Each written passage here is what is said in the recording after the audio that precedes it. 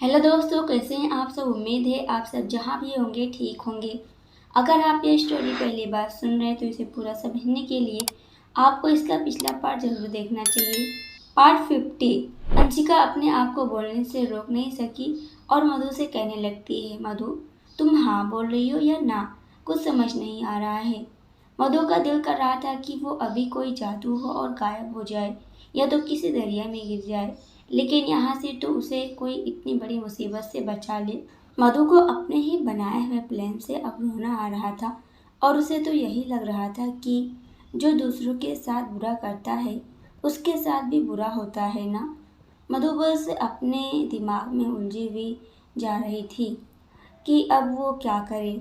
कुछ देर बाद गार्डन में दोपहर हो चुकी थी और शादी के मुहूर्त में ज़्यादा वक्त नहीं था और वहाँ सबकी बातें करने की आवाज़ काफ़ी शोर कर रही थी। इस शोर के बीच बस एक कोमल ही ऐसी थी जो वहाँ शांत से अपनी पोजीशन में अभी भी बैठी हुई थी। मानी और रोशनी वहीं खड़े थे और एक दूसरे से बातें कर रहे थे। मुझे तो डर लग रहा है, ये मधु ना हर बार हमें फंसाती रहती है, फिर वो अकेले मज़े करती है। यहाँ भी कहीं ऐसा ना हो वो मज़े करे और हम दोनों फंस जाएं और वो वीर यहाँ आकर हमारी कहीं बैंड ना बजाए। रोशनी मानवी की बात सुनकर कुछ कहती नहीं है क्योंकि सामने से दूल्हे का सेहरा पहनकर एक शख्स आगे चल रहा था और उसके पीछे काफ़ी लोग। रोशनी तो सामने अपनी आंखें बड़ी बड़ी करते हुए देख रही थी और मानवी रोशनी को कुछ जवाब ना देते हुए उसके सामने देखती है और चिड़चिड़ेपन से कहती है, क्या हुआ, तुम कुछ जवाब क्यों नहीं देती। सामने देख, कोमल का दूल्हा आ गया। ये सुनकर मानवी भी सामने की तरफ देखती है और चौंकते हुए कहती है, ये कौन है ये। हमने तो वीर को शांत धीरे बोल मेरी माँ, अगर किसी ने सुन लिया ना तो पक्का प्रॉब्लम हो जाएगी। ये तो ठीक है लेकिन यहाँ तो वीर का आना नामुमकिन है, तो फिर ये कौन है यार। रोशनी ने कहा, मुझे क्या पता ये कौन है। हे भगवान, कहीं वीर वहाँ से छुटकर तो यहाँ नहीं आ गया ना। मानवी ने अपने मुंह पर हाथ रखते हुए बोली। दूल्हे के कपड़े पहनकर और सेहरा पहना हुआ शख्स आगे चल रहा था तो वहीं उसके पीछे वीर की फैमिली और कोमल की फैमिली थी। वहां दूल्हे की एंट्री होते ही सबकी नजरें दूल्हे पर जा टिकी जो कि सेहरे में था और दूल्हा स्टेज पर आकर कोमल के बगल में आकर बैठ गया। कोमल को किसी से कोई मतलब नहीं था, वो तो जैसे अपने पोजीशन से हिलना भी भूल गई थी। उसे तो किसी भी बात की कोई खबर नहीं थी। मधु मानवी और रोशनी के पास आकर खड़ी हो गई और रोशनी मधु से फुसफुसाते हुए पूछने लगती है, हे मधु की बच्ची, ये सेहरे के पीछे कौन सा आदमी है। मेरा मतलब ये वीर तो नहीं है ना। मधु मानवी और रोशनी की तरफ देखकर कहने लगी, अगर ये वीर होता ना तो हम तीनों यहाँ नहीं होते। बस तुम दोनों इतना समझ लो कि ये वीर नहीं है। मधु इतना बोलकर अपनी नज़र दूल्हा बने शख्स पर और कोमल पर टिकाती है और मानवी मधु से कुछ पूछने वाली थी कि मधु कहने लगी, रुको मैं फूल लेकर आती हूँ दूल्हा दुल्हन पर डालने के लिए। अरे मधु, मेरी बात तो सुन, मानवी ने कहा। लेकिन मधु के तो जैसे पंख निकल आए थे। रोशनी मानवी की तरफ देखकर कहने लगी, ये मधु ना अब यहाँ भी अपनी कॉलेज वाली मस्ती करना शुरू कर दिया है। पता नहीं ये दूल्हा बनकर कौन बैठा है और ये मधु के दिमाग में क्या चल रहा है।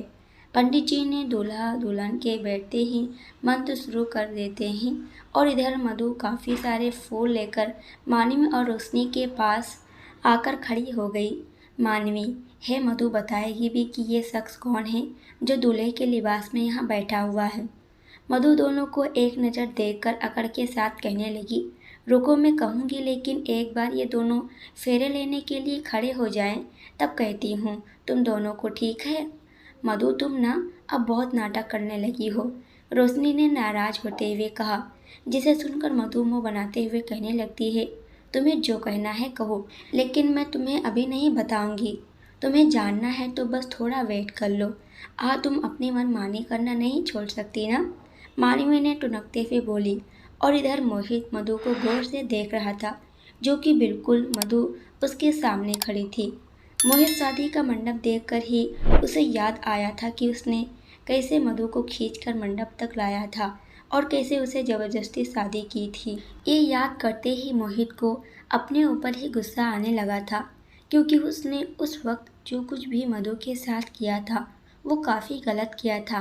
न जाने उसने मधु को कितने टॉर्चर किए थे, लेकिन शुरुआत तो शादी के मंडप से ही हुई थी ना। मधु जब सामने की तरफ देख रही थी और अनजाने में ही उसकी नज़र मोहित की नज़रों से जा मिली, जो उसे ही देख रहा था। मधु ने मोहित की तरफ देखकर एक स्माइल की और अपनी नज़रें इधर उधर फिराने लगती है, ताकि मोहित उस पर से अपनी नज़रें हटा ले। लेकिन मोहित इस वक्त थोड़ा उलझा हुआ था, जिससे उसने अपनी नज़रें मधु पर से नहीं हटाई और बस मधु को ऐसे ही निहारता रहा। पंडित जी ने दूल्हे को अपना हाथ आगे करने के लिए बोले। इस शख्स ने अपना हाथ आगे किया।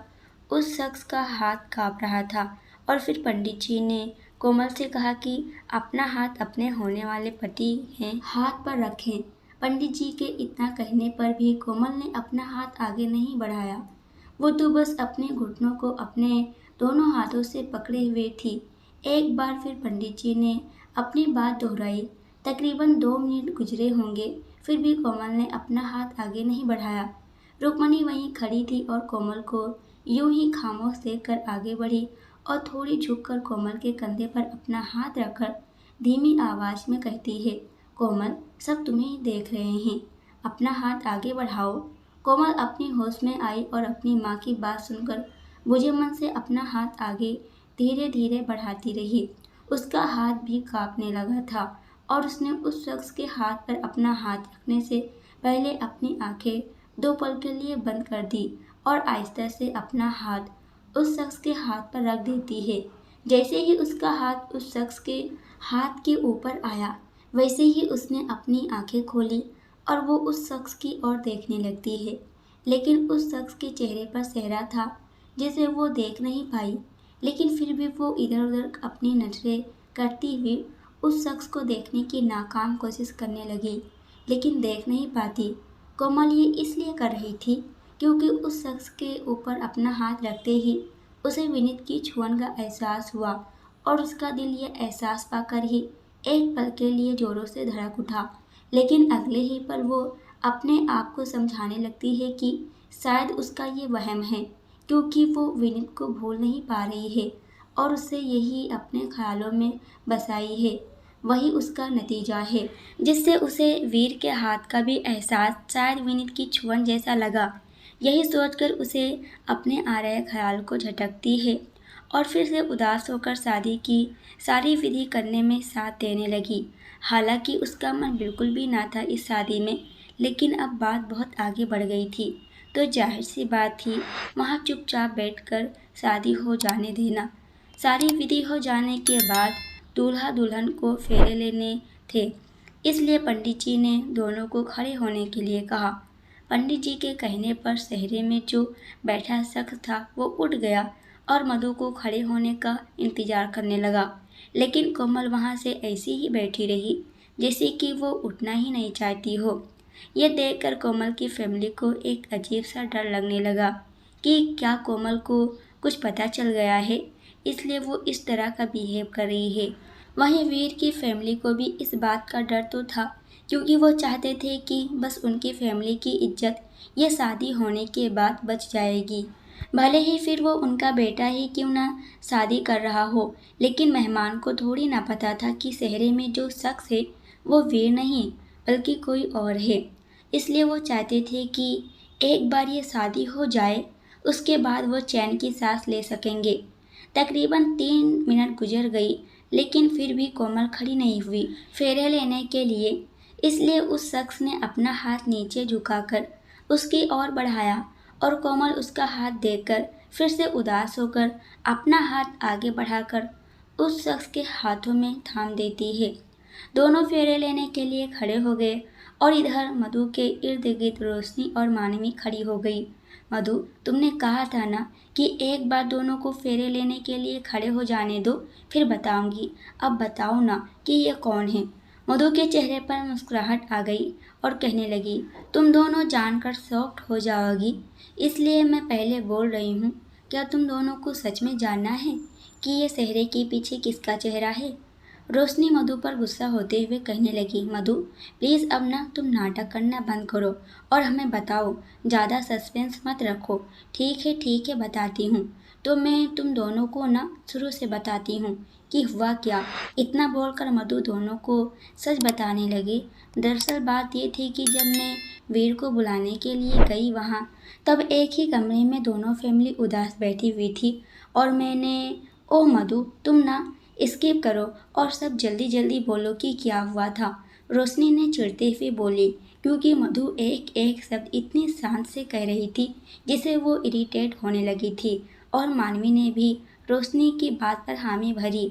मधु ने गहरी सांस ली और कहने लगी, तुम दोनों ना मुझे बीच में टोकने की कोशिश मत करो, ठीक है। मैं जो कहती हूँ आराम से सुनो। उसके बाद मोहित की मॉम मेरे पास आई और मेरा हाथ बड़े ही प्यार से अपने हाथों में लेकर मुझसे प्यार से बातें करने लगी।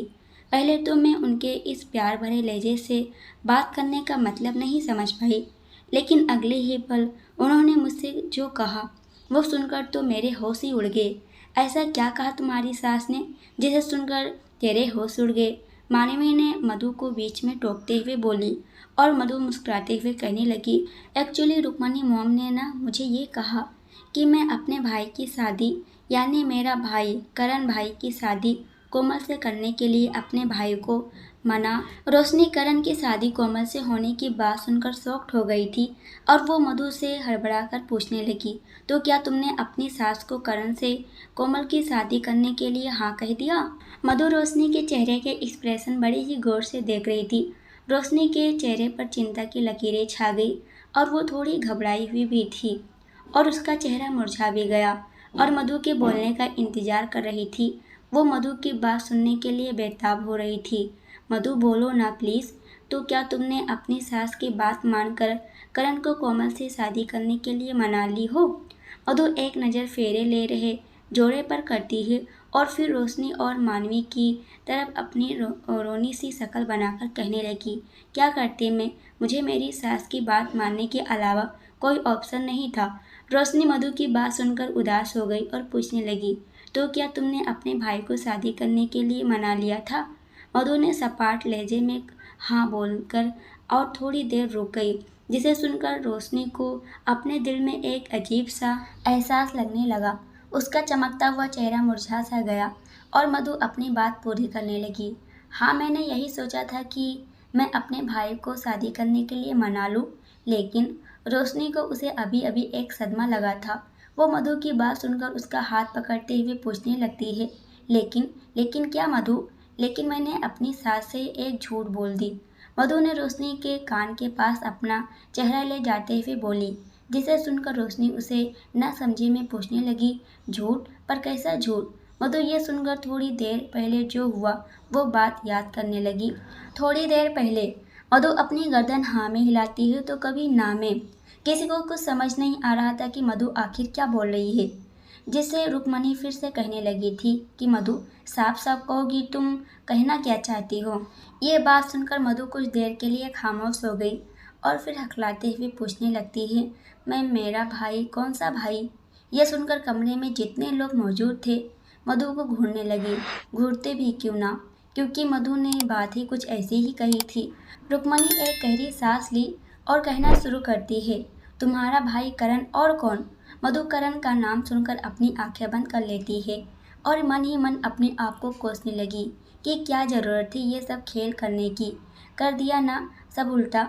मधु तुम कहाँ खो गई? बोलो बेटा। रुक्मणी ने मधु के गाल पर बड़े ही प्यार से हाथ फिराते हुए बोल रही थी और मधु अपनी आंखें खोलकर मुश्किल से अपने चेहरे पर छोटी मुस्कान लाकर वहाँ खड़ी थी और कुछ सोचने लगी। रुक्मणी मधु के इस तरह के बिहेवियर से वो उससे थोड़ी दूर हो जाती है, क्योंकि मधु की चुप्पी को वो ना समझ रही थी और मधु रुक्मणी को अपने आप से दूर जाते देख वो समझ गई थी कि रुक्मणी उसके जवाब ना देने से नाराज हो गई है। इसलिए मधु ने अपने कदम आगे बढ़ाए और रुक्मणी के हाथ को पकड़कर मासूमियत के साथ और अपने चेहरे पर झूठा गिल्ट लाते हुए, माँ मैं आपकी बात कैसे टाल सकती हूँ? मुझे तो आपसे कुछ कहने पर भी शर्म आ रही है। मधु की बात सुनकर सब उसकी तरफ सवालिया नजरों से देखने लगे थे और मोहित तो मधु को समझ नहीं पा रहा था कि मधु कर क्या रही है। रुक्मणी, क्या हुआ? तुम कहना क्या चाहती हो? माँ, वो बात यह है कि मैं अपने भाई को मना लेती कोमल से शादी करने के लिए, लेकिन अफसोस कि मैं ऐसा नहीं कर सकती। मधु ने अपनी बातों में उदासी लाकर बोल रही थी, जिसे सुनकर अंशिका पूछने लगी, मधु तुम ऐसा क्यों नहीं कर सकती? क्या कोई प्रॉब्लम है? हाँ, क्योंकि मेरे भाई की ऑलरेडी शादी हो चुकी है, मधु ने जवाब दिया। जिसे सुनकर मोहित आगे आया और अपने और कुछ बोलने के लिए ही खोले थे कि वो खामोश हो गया और मधु को अपनी गहरी नजरों से झांकने लगा, मानो वो उसकी बात पर यकीन न करने पर भी यकीन करना चाहता हो। रुक्मणी यह सुनकर मधु से अपना हाथ छुड़ाती है और कहने लगी, करण की शादी कैसे और कब हुई? वो क्या है ना, मेरे भाई की शादी सीक्रेट है, इसलिए अभी किसी को कुछ नहीं पता। मेरे भाई की शादी तो बहुत पहले हो चुकी थी। मधु, तुम्हारे भाई की शादी किससे हुई? और वो भी बहुत पहले? अंशिका ने अचंभित होते हुए कहा।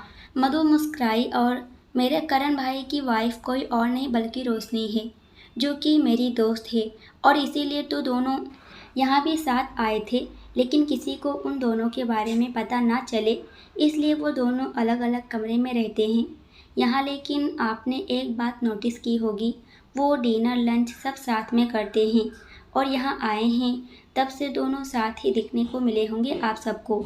ये सुनकर रुक्मणी की एक यही आस बची थी, जो कि अपनी बेटी की बदनामी ना होने देने की और अपनी इज्जत बचाने की, लेकिन ये भी आस टूट चुकी थी।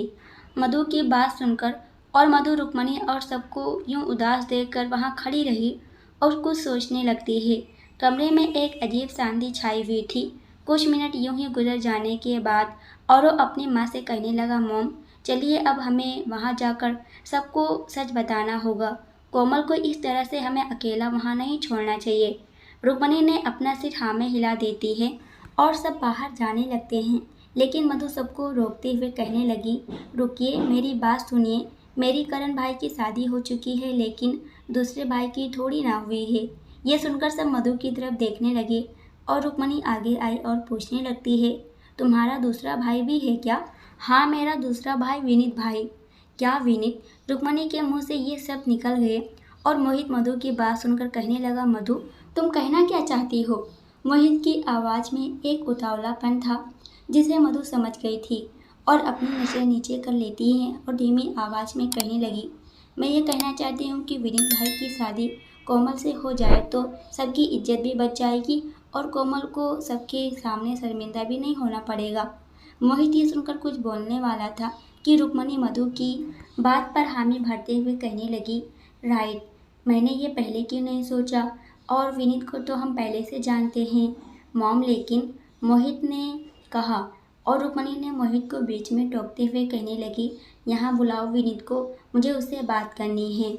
मोहित अपनी मॉम को समझाना चाहता था कि मॉम आप ये क्या बोल रही हैं, लेकिन उसने कुछ कहा नहीं, क्योंकि मधु के चेहरे पर एक अलग ही खुशी नजर आ रही थी, जिससे मोहित को वहाँ खामोश रहना पड़ा और विनीत को यहाँ बुलाया गया। विनीत को जब कमरे में बुलाया गया तो विनीत पहले सबको देखकर समझ नहीं पाया कि उसे यहाँ क्यों बुलाया गया है, लेकिन रुक्मणी ने बिना देरी किए उससे सारी बातें समझाई और विनीत के चेहरे पर एक पल के लिए खुशी झलक आई, लेकिन अगले ही पल वो गायब भी हो गई और वो इस शादी से इनकार करते हुए कहने लगा, नहीं, मैं ये शादी नहीं कर सकता। तुम क्यों शादी नहीं कर सकते? रुक्मणी ने कहा, आप सब जानते हैं मेरी फैमिली के बारे में, फिर मैं कोमल से शादी। रुक्मणी विनीत की बात बीच में काटते हुए कहने लगी, हम तुम्हें बचपन से जानते हैं, तो हमें तुम्हारी फैमिली से कोई मतलब नहीं है, हमें तुमसे मतलब है, और आज हमारी इज्जत का सवाल है, तो मेरी कोमल से शादी कर लो तुम। विनीत के सामने खुद चलकर उसका प्यार आया था तो उसके लिए सोने पर सुहागा था, फिर भी वो अपनी उलझनों में था और कुछ बातें समझने की कोशिश कर रहा था, लेकिन फिर भी वो कुछ समझ नहीं पा रहा था कि ये सब हो क्या रहा है। फिर भी उसने शादी ना करने की इच्छा जताई, लेकिन सबके काफ़ी बार मनाने पर उसने ये शादी करने के लिए हाँ कहना पड़ा, क्योंकि मोहित ने भी उससे ये शादी करने के लिए हाँ कहा था। जिसे सुनकर विनीत ने फिर दोबारा ना नहीं कहा और कोमल से शादी करने के लिए मान गया। ठीक है, मैं कोमल से शादी करने के लिए तैयार हूँ, लेकिन कोमल मुझसे शादी करना चाहेगी? मधु, जो कि काफ़ी खुश नज़र आ रही थी, ये सुनकर कहने लगती है, अरे विनीत भाई, वो सब हम बाद में देख लेंगे। प्लीज़ आप तैयार हो जाएं। बाहर काफ़ी सारे लोग बातें बना रहे हैं। और तो और वहाँ मंडप में भी कोमल अकेली बैठी है। मधु ने बात संभालते हुए बोली, क्योंकि सब विनीत की बात सुनकर सोचने पर मजबूर हो गए थे। रोशनी ने ये सब सुनकर एक राहत की सांस ली और मधु के कंधे पर चपात मारते हुए कहने लगी, ओहो मधु, तुमने तो मुझे डरा ही दिया था। मुझे तो लगा था कि मंडप में करण ही कहीं बैठ ना गया हो। मधु ने अकड़ के साथ कहा, शुक्र मानो मैंने तुम्हें अपनी भाई की नकली बीवी बना लिया, वरना आज मेरा भाई ही मंडप में होता। मधु विनीत और कोमल पर फूल डालते हुए जा रही थी और बीच बीच में बातें कर रही थी। और इसी के साथ दोनों के 7 फेरे पूरे हुए और पंडित जी ने दोनों को बैठने के लिए कहा। दोनों बैठ गए और पंडित जी ने विधि शुरू करने लगे और अब बारी थी कोमल की मांग में सिंदूर भरने की। विनीत ने अपने कांपते हाथों से सिंदूर अपने हाथों में लिया और कोमल की मांग में अपने नाम का सिंदूर भरने के लिए आगे बढ़ गया। इस वक्त कोमल की आंखें नम हो चली थी, क्योंकि वो समझ रही थी कि उसके न चाहते हुए भी उसकी शादी वीर से हो गई है। लेकिन उसे क्या पता कि उसकी शादी वीर से नहीं, बल्कि उसके प्यार विनीत से हुई है। विनीत ने कोमल की मांग भरते ही कोमल की आंखें बंद हो गई और उसकी आंखों से आंसू की धारा बहने लगी। विनीत के ये देखकर उसका हाल बुरा हो गया और उसने अपने अंगूठे से उसके आंसू पोंछने लगा। लेकिन अगले ही पल कोमल ने अपनी आंखें खोली और उसका हाथ पकड़ते हुए नीचे कर लिया और अपनी धीमी आवाज में कहने लगी, मेरी मर्जी के बगैर मुझे हाथ भी मत लगाना, समझे तुम? विनीत के चेहरे पर मुस्कुराहट आ गई और वो मन ही मन कहने लगा, अच्छा, खुद मुझे जबरदस्ती किस करती हो बिना मेरी मर्जी के, और मैंने तो सिर्फ टच किया तो धमकी।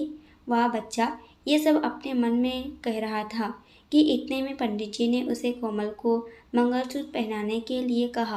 विनीत ने मंगलसूत्र लिया और कोमल को मंगलसूत्र पहनाया। विनीत ने मंगलसूत्र का हुक बंद ही किया था कि इतने में किसी के जोर से चिल्लाने की आवाज़ आई, ये शादी नहीं हो सकती। इतनी तेज आवाज़ सुनकर सब चौंक से गए और उसी ओर देखने लगे जहाँ से आवाज़ आई। रोशनी, मानवी और मधु के तो जैसे होश ही उड़ गए थे उस शख्स को देखकर। सारे मेहमान जा चुके थे और एक खबर सबको मिल चुकी थी कि कोमल की शादी वीर से नहीं, बल्कि मोहित का दोस्त और बिजनेस पार्टनर विनीत से हुई है। वीर रुक्मणी के सामने अपनी बुरी हालत में खड़ा हुआ था और मधु डर के मारे वहाँ से हिल भी नहीं पा रही थी। उसे इतना डर लग रहा था। तुम कहाँ थे और अब क्यों आए हो? रुक्मणी ने गुस्से में कहा।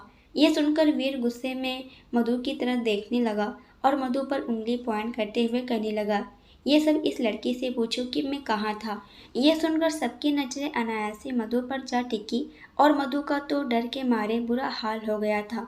मधु की बॉडी डर के मारे कांप सी गई थी।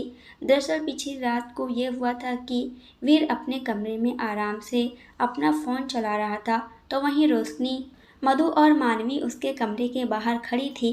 मधु के हाथ में एक ट्रे थी और उस ट्रे में एक जूस का गिलास था। देखो, मैं अंदर जा रही हूँ, लेकिन इतना ध्यान रखना कि अगर उसने मेरे साथ ज़बरदस्ती करने की कोशिश की तो तुम इस डंडे को उसके सर पर मार देना। मधु ने मानवी के हाथ में जो डंडा था उसकी तरफ देखकर बोली और मानवी डंडे को ऊपर करते हुए कहने लगी, मधु, बेफिक्र होकर जाओ तुम, हम तैयार हैं। हाँ मधु, मैंने तो अपने फ़ोन का कैमरा भी ऑन कर दिया है। अगर इसने तुम्हारे साथ कुछ गलत करने की कोशिश की तो हमारे पास इसका सबूत होगा। मधु ने मुस्कुराकर अपना सिर हाँ में हिलाया और मानवी ने वीर के कमरे का दरवाज़ा नॉक किया। वीर, जो कि फ़ोन में बिजी था, वो दरवाजे की तरफ देखने लगा। वीर, दरवाज़ा खुला हुआ है, जो भी वो अंदर आ सकता है, वीर ने बेफिक्री से बोला। मधु ने एक गहरी सांस ली और अपने धीरे धीरे कदम भरते हुए कमरे में आई और वीर, जो कि बेड पर आराम से बैठा हुआ था, वो मधु को देखकर अपनी जगह से उठ गया और खुश होते हुए कहने लगा, अरे तुम मेरे कमरे में, क्या बात है? मधु अपनी नज़र इधर उधर फिराते हुए प्यार से बात करने की कोशिश करते हुए कहने लगी, हाँ मैं वो तुम्हारे लिए जूस लेकर आई हूँ। वीर ट्रे की तरफ देखने लगा। उसे समझ नहीं आया कि जो लड़की उससे दूर रहती है वो उसके लिए जूस लेकर आई है। ये बात उसे हजम नहीं हो रही थी और मधु उसे देखकर समझ गई थी कि वीर क्या सोच रहा है।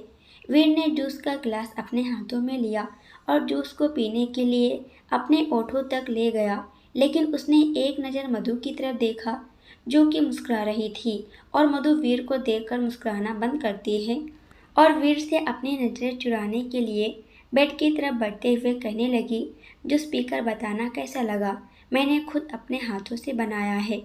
वीर पीछे मुड़कर मधु की तरफ देखने लगा जो कि उसकी पीठ वीर की तरफ थी।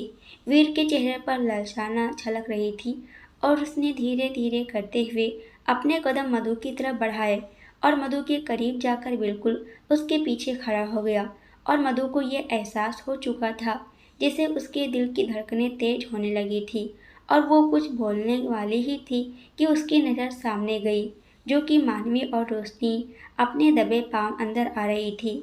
मानवी आगे चल रही थी तो उसके पीछे रोशनी जो कि फ़ोन का कैमरा ऑन किए हुए थी। मधु की तो जैसे सांस में सांस आई और उसने एक राहत की सांस ली, लेकिन वो मधु को ज़बरदस्ती जूस पिला पाता इससे पहले उसके सिर पर मानवी ने डंडे से वार कर दिया था, जिसे वीर के हाथ से जूस का गिलास छूटकर नीचे फर्श पर गिर गया और उसने मधु के हाथ भी छोड़ दिए। मधु वीर की तरफ देखने लगी जो कि अपना सिर पकड़कर बैठा हुआ था। वीर इन तीनों की सारी बातें सुन रहा था जो मधु बोल रही थी। अरे मानवी, ज़्यादा तेज नहीं मारा बेचारे के सर पर। इस पर मानवी कहती है, अरे वाह मधु, पहले तू खुद बोलती है इसके सर पर मार कर बेहोश करने के लिए और अब तेरे लिए बेचारा। और वीर जो अभी बेहोश नहीं हुआ था लेकिन उसके सर में काफ़ी दर्द हो रहा था और उसे मधु पर गुस्सा आ रहा था।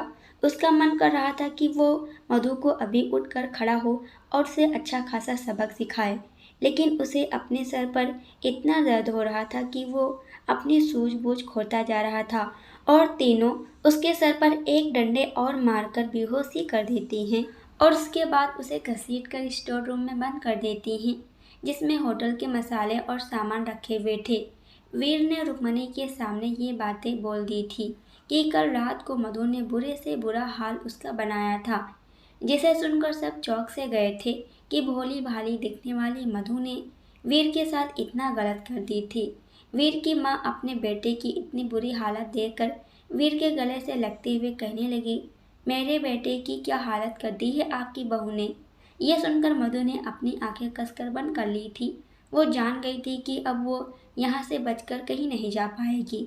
हे भगवान, आपने सारी सच्चाई इतनी जल्दी सबके सामने लाकर खड़ा कर दी। क्या जरूरत थी सच्चाई सबके सामने लाने की।